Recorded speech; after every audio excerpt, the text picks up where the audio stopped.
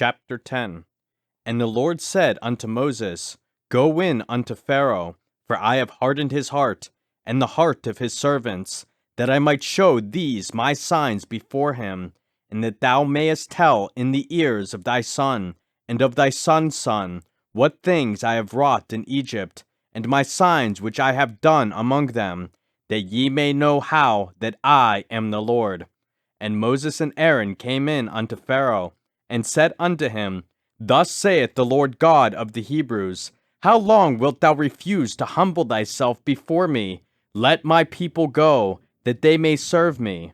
Else if thou refuse to let my people go, behold, tomorrow will I bring the locusts into thy coast, and they shall cover the face of the earth, that one cannot be able to see the earth, and they shall eat the residue of that which is escaped, which remaineth unto you from the hail, and shall eat every tree which groweth for you out of the field.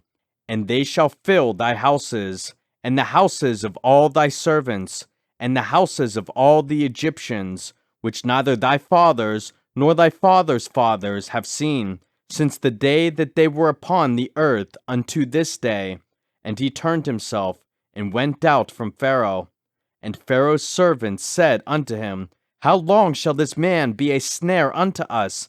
Let the men go, that they may serve the Lord their God. Knowest thou not yet that Egypt is destroyed? And Moses and Aaron were brought again unto Pharaoh. And he said unto them, Go, serve the Lord your God. But who are they that shall go? And Moses said, We will go with our young and with our old, with our sons and with our daughters. With our flocks and with our herds will we go, for we must hold a feast unto the Lord. And he said unto them, Let the Lord be so with you, as I will let you go, and your little ones. Look to it, for evil is before you. Not so.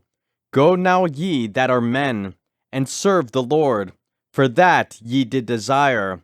And they were driven out from Pharaoh's presence. And the Lord said unto Moses, Stretch out thine hand over the land of Egypt for the locusts, that they may come up upon the land of Egypt, and eat every herb of the land, even all that the hail hath left. And Moses stretched forth his rod over the land of Egypt. And the Lord brought an east wind upon the land all that day, and all that night. And when it was morning, the east wind brought the locusts. And the locusts went up over all the land of Egypt, and rested in all the coasts of Egypt. Very grievous were they. Before them there were no such locusts as they, neither after them shall be such.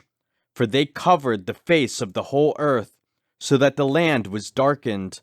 And they did eat every herb of the land, and all the fruit of the trees which the hail had left.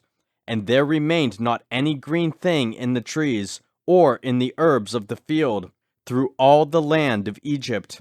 Then Pharaoh called for Moses and Aaron in haste, and he said, I have sinned against the Lord your God, and against you.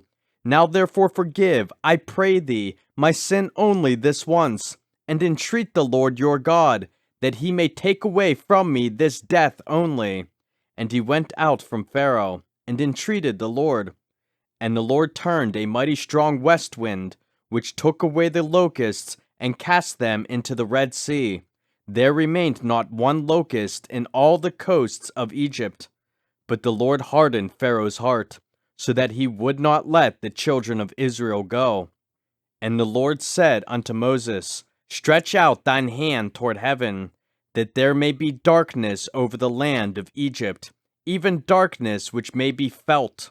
And Moses stretched forth his hand toward heaven, and there was a thick darkness in all the land of Egypt 3 days.